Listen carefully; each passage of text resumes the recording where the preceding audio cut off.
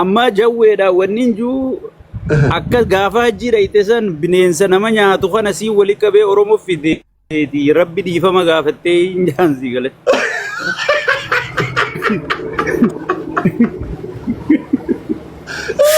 Jawar kenna baga nagaan dhufte ka yookaan fagootti daddaatiin jenna arramoo akka gaazexeessaa tokkotti ka obbo Jawar baga nagaan dhuftanii jalqaba irratti gara miidiyaa Chaayinaa kana dhaabbata kenna. Chaayinaa kanatti baga nagaan dhuftanii isin jechuu barbaannaa uummata keessan nagaya gaafadha.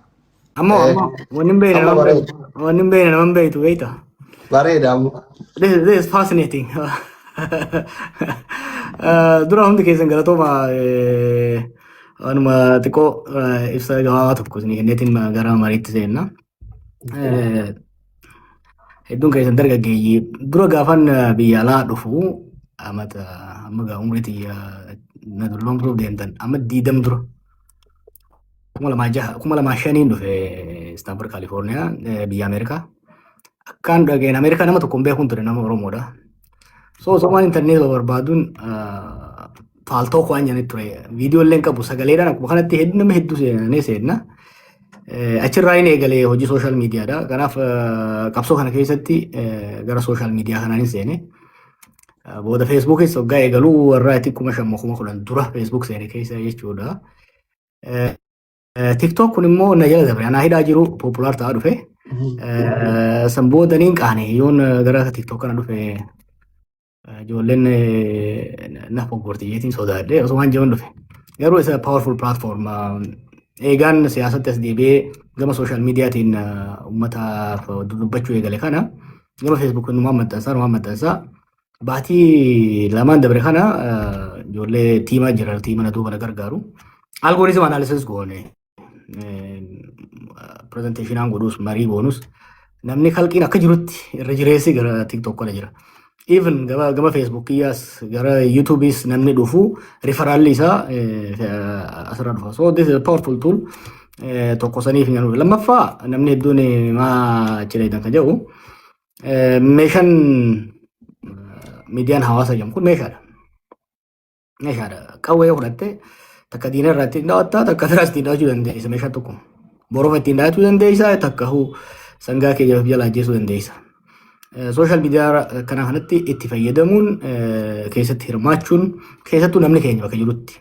Akkuma beektan bara Oromoo Firstis OMN sochoonus eegaan biyya galees I like community engagement hawaasa wajjin mari'achuudhaan fedha.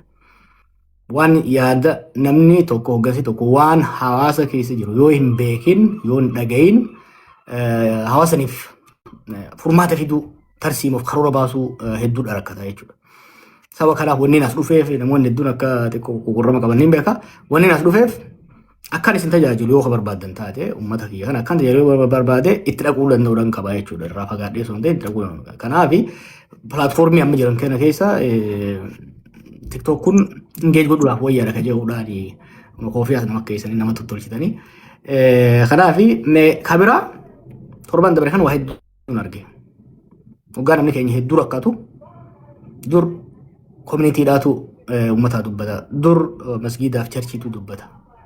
Ijoolluma sana qofaan arge ijoollee jechuun ijoollee warra TikTok irra jiru kanaatu isaanii dubbatu arguu eegale jechuudha. Kanaaf yoo ijoollee uummataa dubbatan kana dhaqee wajjin haasee kanarra wal keenye wal qajeelchine irra gaarii qajeelchuun hin dhufe.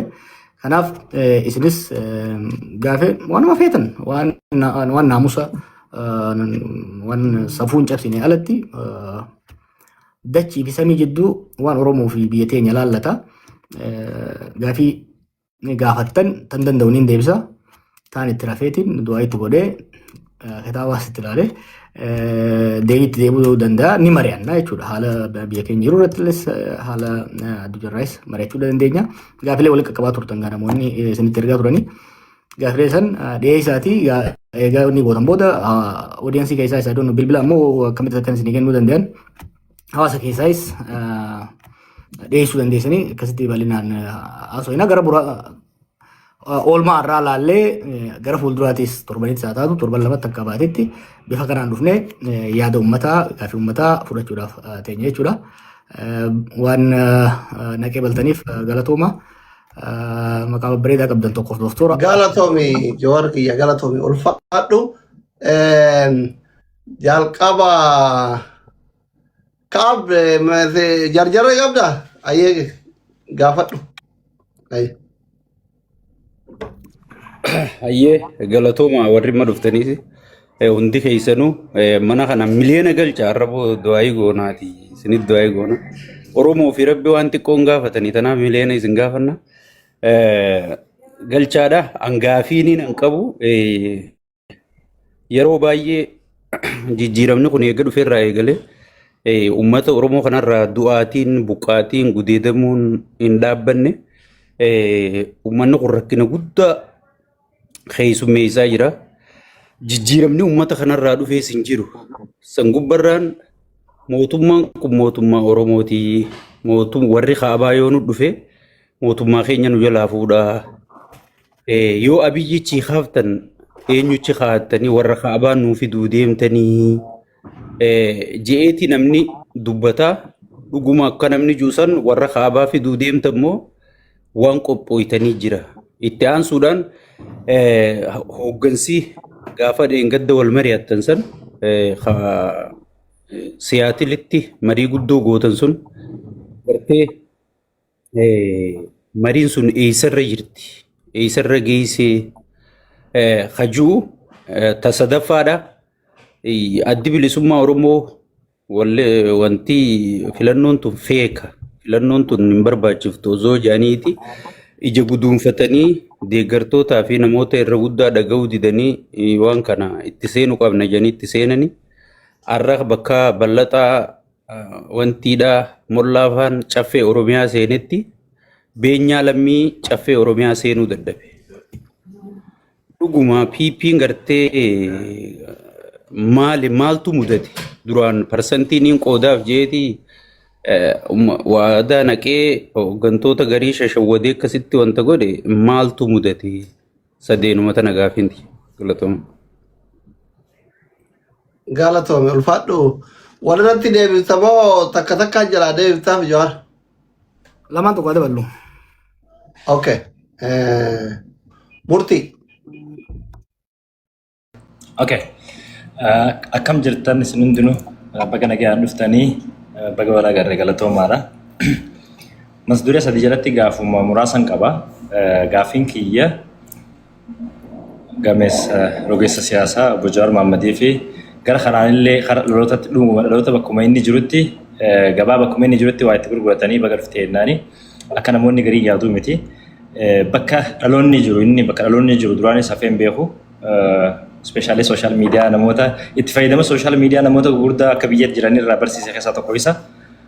Gamanumaan gaafiin kiyya dhimma as dhiyeenya kana hundi keessan gurraa qabdan yaadaa qalbdan dhimma diinagdee gara Harargee kanatti danqama diinagdee jimaadhaan wal qabate especially Jawaar as dhiyeenya waan addaa takka nuun jee ture waan san yoomnu biraan geessa kana jechuun gaafa shufeerran ajjeefaman gaafa gareen muraasni magaalaa Adaamaa tana qubattu wal jaartee uummata keenya irratti bifa saniin saamichaa fi buttaa akkasumas mancaatii qabeenyaa gaggeessan viidiyoo agartee hooggantoonni ta'anii hordofan na bira ga'ee jira.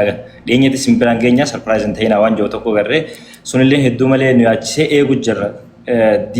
Rakkoon diinagdee kun yeroo hedduu rakkoo dubbatu jira nuti gahee keenya furmaata waan sanillee kaa'uu yookaan hawaasatti himuun dandeettii keenya waan hin ta'inii fi kabajamoo Jawaar Mohammad gama kanaan rakkoon kun eessaa ka'ee furmaanni isaa maali jettanii yaaddu?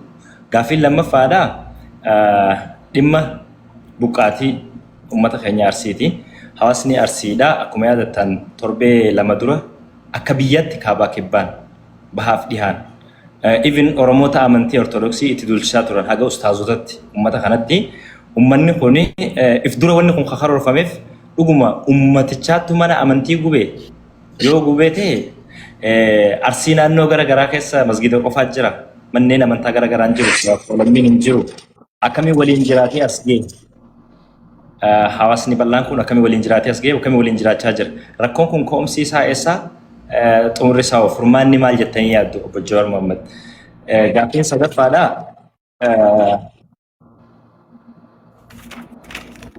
Haala biyyattiin amma keessa jirtu nageenya akkasumas sadarkaa keessattuu Oromiyaa keessatti dargaggeessi wama tokko dubbachuudhaaf sadarkaa itti sodaa lubbuu ofirra ga'ee jiru kanatti hegereen dargaggootaa maali?